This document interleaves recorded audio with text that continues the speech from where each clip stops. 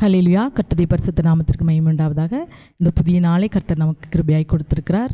கர்த்தருடைய நாமத்திற்கு மகிமை உண்டாகட்டும். இன்றைக்கு இயேசு நமக்கு கொடுக்கிற வார்த்தை லூக்கா 18வது அதிகாரம் 25வது 26 27வது வசனம். அதை கேட்டவர்கள், அப்படியானால் யார் ரட்சிக்கப்படக்கூடும் என்றார்கள். அதற்கு அவர், மனுஷரால் கூடாதவைகள் தான் தேவனால் கூடும் என்றார்கள். யார் ரட்சிக்கப்படக்கூடும்? யார் நம்மை ரட்சிக்க முடியும்? இன்றைக்கு அநேகர் என்ன சொல்லுவாங்க, ஏதோ விரும்புகிறவங்கள கல்யாணம் பண்ணிக்கிட்டு நாங்கள் என்ன செய்வோம், திருத்துவோம், நாங்கள் போயிட்டு ரட்சிப்புக்குள்ளே கொண்டு வருவோம்னு சொல்லி அநேகர் கர்த்தருக்கு பிரியமாக வாழ்கிற இன்றைக்கு அநேக வாலிப பிள்ளைகள் செய்கிற தப்பு அந்த தப்பு தான். விசுவாசிக்கும் அவிசுவாசிக்கும் பங்கேது என்று சொல்லப்பட்டிருக்கிறது. ஆனால் இன்றைக்கு என்ன செய்கிறாங்க, நாங்கள் ரட்சிப்புக்குள்ளே கொண்டு வந்துடும். முடியவே முடியாது. நம்மளால் ரட்சிப்புக்குள்ளே யாரையுமே வேணால் நடத்தலாம். ஆனால் ரட்சிப்பை கொடுப்பது யார் தான்? கர்த்தர் தான்.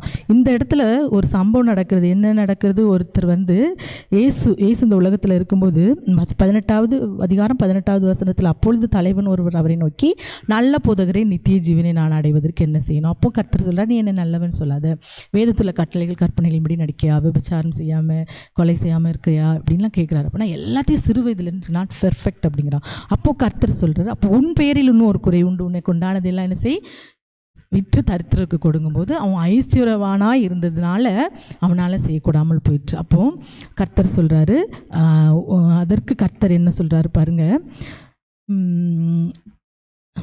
இன்னும் உன் பேரில் குறை உண்டு, தரித்திரக்கூடு, அப்பொழுது பரலோகத்தில் உன் பொக்கிஷம் உண்டாயிருக்கும் என்று சொன்னார். அவன் அதிக ஐஸ்வர்யமுள்ளவனாக இருந்தபடினால் இதை கேட்டபொழுது மிகுந்த துக்கம் அடைந்தான்.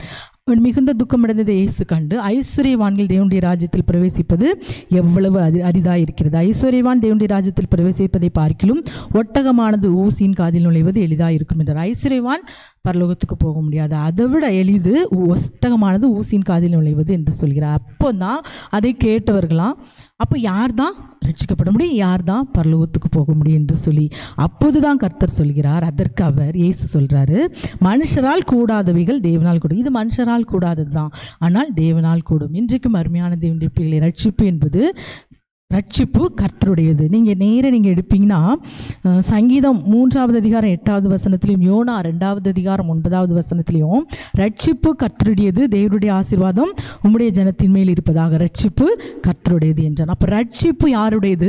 ரட்சிப்பு கர்த்தருடையது. நாம் யாரையும் ரட்சிப்பை கொண்டு கொடுக்கவே முடியாது. நாம் யாருக்கும் ரட்சிப்பை கொடுக்கவே முடியாது. அன்று நினிவே ஜனங்களை என்ன செய்தார்? கர்த்தர் அந்த அழிவிலிருந்து காத்து அவர்களை ரட்சித்தார். அதே போல் அந்த ஜனங்களுக்காக மனதுருகினார். அதே போல் தான் நம் வாழ்க்கையிலும் நாம் ஜனங்கள் ரட்சிக்கப்படணும்னு ஜெபிக்கலாம். ஆனால் ரட்சிப்பை கொண்டு வருவது யார் தான்? ஏசப்பாவுடைய வேலை தான். ஆனால் இன்றைக்கி அநேகர் செய்கிற தப்பு, நாங்கள் அவங்கள மாற்றிடுவோம், இவங்கள மாற்றிடுவோம், இவங்க வாழ்க்கையை அவங்க வாழ்க்கையோட கேடாய் தான் போய் முடியுது. அப்போது இன்றைக்கு நம்மால் எதையுமே செய்ய முடியாது. நாம் ஜெபிக்கணும். ஆனால் மனுஷரால் கூடாதது தான் இது, கூடாதவைகள் ஆனால் தேவனால் கூடும். உங்கள் வாழ்க்கையில் இன்றைக்கு கர்த்தரால் எல்லா காரியத்தையும் செய்ய முடியும். ஒருவேளை உங்கள் கணவன் ரட்சிக்கப்படாமல் இருக்கலாம், மனைவி, பிள்ளைகள், குடும்பத்தில் உள்ளவர்கள் நீங்கள் ரட்சிப்புக்காக ஜெபித்து கொண்டே இருக்கலாம். நீங்கள் கர்த்தருடைய சமூகத்தில் இசப்பா நீங்கள் ரட்சிங்க என்று சொல்லி கேட்பீங்கன்னா கர்த்தர் அவர்களை ரட்சிப்பார். ரட்சிப்பு கர்த்தருடையது. உங்கள் வாழ்க்கையிலும் கூட உங்களால் செய்யக்கூடாத காரியத்தை கர்த்தர் கட்டாயம் உங்கள் வாழ்க்கையில் செய்வார். உங்களால் முடியாதவைகள் என்று இருக்கலாம், அந்த காரியத்தெல்லாம் கர்த்தர் செய்து முடிப்பார். இங்கே லாசருவை பாருங்கள், அவர் லாசரு இறந்துட்டார். அந்த கல்லை புரட்டுங்க என்று சொல்லி இயேசு சொல்கிறார். மனுஷங்களும் அந்த புரட்டிடலாம், ஆனால் ஜீவனை கொடுப்பது யார் தான்?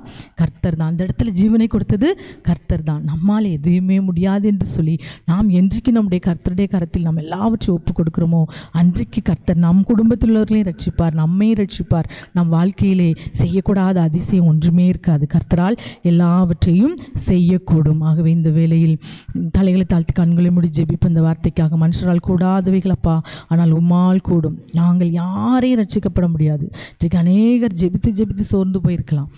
நம்மால் எதையுமே முடியாது. கல்மனதையும் கரையை வைப்பது கர்த்தருடைய அன்பு தான். ஆகவே கர்த்தருடைய சமூகத்தில் ஒப்பு கொடுத்து ஜெபிப்போம். பாவமே நாங்கள் நன்றியோடு ஸ்தோத்தரிக்கிறோம். இந்த நாளிலும் கூட கர்த்தாவே, நீரே ரட்சிப்பை கட்டளையிடுகிறவர். மனுஷரால் கூடாதவைகள் ஆனால் தேவனால் கூடும். ரட்சிப்பு கர்த்தருடையது என்று பார்க்கிறோம். இயேசுவே உம்மை ஸ்தோத்தரிக்கிறோம். இந்த நாளிலும் எங்கள் தேசத்தில் உள்ள ஜனங்களை அப்பா, விசேஷமாக இந்த நாளிலும் ஜெபித்து கொண்டிருக்கிற ஒவ்வொரு பிள்ளைகளுடைய குடும்பங்களில் உள்ள பிள்ளைகளையும், ஒருவேளை கணவனையோ மனைவியோ ரட்சிப்புகளை நடத்தணும் என்று சொல்லி வாஞ்சியோடு ஜெபிக்கிற ஜெபிக்கிற பிள்ளைகளுடைய வாழ்க்கையில் இன்று நீர் ரட்சிப்பை கட்டளையிடும் இயேசுப்பா. நீர் ரட்சிப்பை கட்டளையிடும். உம்மால் கூடாது அற்புதமான அதிசயமான காரியம் ஒன்று உண்டு. நீர் சொல்லாகும், நீர் கட்டளையிட நிற்குமே தகப்பனே. இந்த நாளில் ஒரு அற்புதத்தை செய்து ரட்சிப்பை கட்டளையிடும். குடும்பமாய் ரட்சித்து சபையில் ஐக்கியப்படுத்தும், சாட்சியாய் நிறுத்தும், பெரிய காரியங்களை செய்யும். எங்கள் தேசத்தில் ரட்சிக்கப்படாத பிள்ளைகளுக்காக நாங்கள் இந்த வேளையில் ஜெபிக்கிறோம்ப்பா.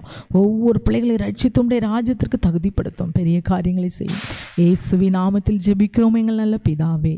ஆமேன், ஆமேன்.